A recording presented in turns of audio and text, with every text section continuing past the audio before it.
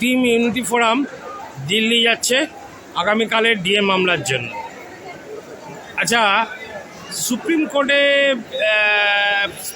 Special bench, পাটহাট মামলা, এইসব নিয়ে বিভিন্ন জায়গায় বিভিন্ন রকম বক্তব্য শোনা যাচ্ছে। এই সম্পর্কে যদি কিছু বলেন মৃন্ময়দা। আমাদের ডিএ মামলাকারী ইউনিটি ফোরামের আহ্বায়ক দেবপ্রসাদ হালদার এখানে রয়েছেন। এটা 31 বার, উনি 31 বারই যাচ্ছেন। ওনার কাছে আমি জানতে চাইব যে এর আগে দেবুদা স্পেশাল বেঞ্চ হয়েছে? না, এর আগে কোনো স্পেশাল বেঞ্চ হয়নি সুপ্রিম কোর্ট। বেশ, পাটহাট হয়েছে? না, পাটহাটও হয়নি। এইবার এই যে স্পেশাল বেঞ্চ আর পাটহাট, এই কথা দুটো সবাই শুনতে পাচ্ছেন। স্পেশাল বেঞ্চটা কখন হলো? না, এর আগের দিন 1 সেপ্টেম্বর তারিখে মাননীয় বিচারপতিরা তারা প্রধান বিচারপতির অনুমতি চাইলেন এবং আমরা দেখলাম তারা সেই অনুমতি পেলেন। অর্থাৎ সুপ্রিম কোর্টের প্রধান বিচারপতি এই ডিএ মামলার জন্য 8 তারিখে সোমবার দুপুর 2টোয় একটা স্পেশাল বেঞ্চ তৈরি করেছেন। স্পেশাল বেঞ্চ কিন্তু রোজ হয় না, আর স্পেশাল বেঞ্চের নির্দিষ্ট বিষয় থাকে এবং তার নির্দিষ্ট দিনও থাকে। শুধু তাই না, ওই স্পেশাল বেঞ্চে ওই দিনে 3টে আছে। 303 নম্বরে 3 নম্বরে আমরা ডিএ মামলাটা আছে এবং ওই মামলার আগেরটা এবং এইটা দুটো পাটহাট নিয়ে দেবুদা একটু বলুন। দেখুন, পাটহাট মানে হচ্ছে মেরিটে শুনেছিলেন যে বেঞ্চ, সেই বেঞ্চে ছিলেন মাননীয় বিচারপতি সঞ্জয় কারোল এবং মাননীয় বিচারপতি প্রশান্ত কুমার মিশ্রার বেঞ্চ। 4, 5, 6, 7 আগস্ট 2025।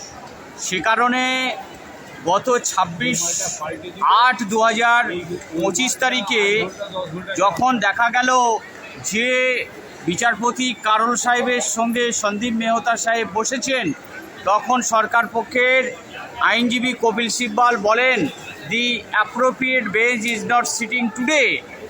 তো অ্যাপ্রোপ্রিয়েট বেঞ্চ দরকার। সঙ্গে সঙ্গে বিচারপতিদ্বয় সেটাকে মান্যতা দিয়ে বলেছিলেন, ঠিক আছে, আমরা এই সেম বেঞ্চই রাখবো। অর্থাৎ পাটহাট মানে হচ্ছে মেরিটে শোনা শুরু এবং মেরিটে শোনা শেষ এবং রায়দান পর্যন্ত, এটাকে বলে পাটহাট।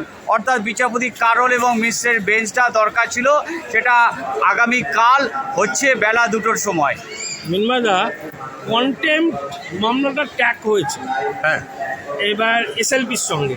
তো এইটার যদি মানে এটার ইমপ্লিকেশনসটা কি সুপ্রিম কোর্টের কাছে?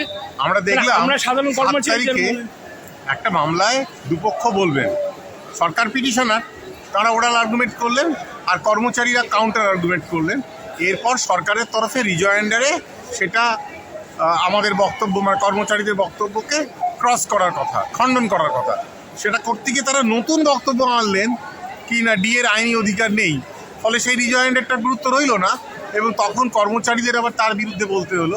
ঠিক সেই সুযোগে একদম বিকেল 4টের সময় এসে সরকারের আইনজীবী কপিল সিবাল সময় চাইলেন, সময় দিলেন।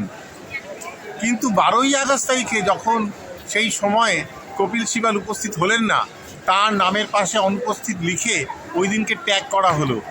এরপর দেখলাম পরপর 2 দিন ওই আইনজীবী আদালতে উপস্থিত হতে বাধ্য হলেন এবং তারা আদালত অবমাননার মামলার মর্ম বোঝেন।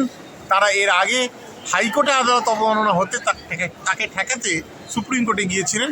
এইবার সুপ্রিম কোর্টে আদালত অবমাননা, এর বিরুদ্ধে আর কোথাও চ্যালেঞ্জ করা যাবে না। আচ্ছা দেবুদা,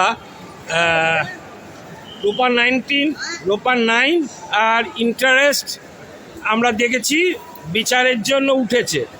আচ্ছা, কেন্দ্রীয় হারে এইচআরএ এবং কনভেন্স অ্যালাউন্স কেন্দ্রীয় হারে যে দিল্লির বঙ্গভবন মাদ্রাজের যুবাবাসের কর্মীরা পাবে, তার জন্য কি আগামী দিনে আপনি কিছু ব্যবস্থা নিচ্ছেন? দেখুন, এই বিষয়গুলো অলরেডি আমরা রিটিন সাবমিশনের মাধ্যমে আমরা সুপ্রিম কোর্টের কাছে জমা দিয়েছি এবং কন্টেম্পট পিটিশনেও জমা করেছি। এবার বিচারপতিরা কি দেবেন, বিচার পর্ব শেষ হলে, রায়দান হলে বোঝা যাবে।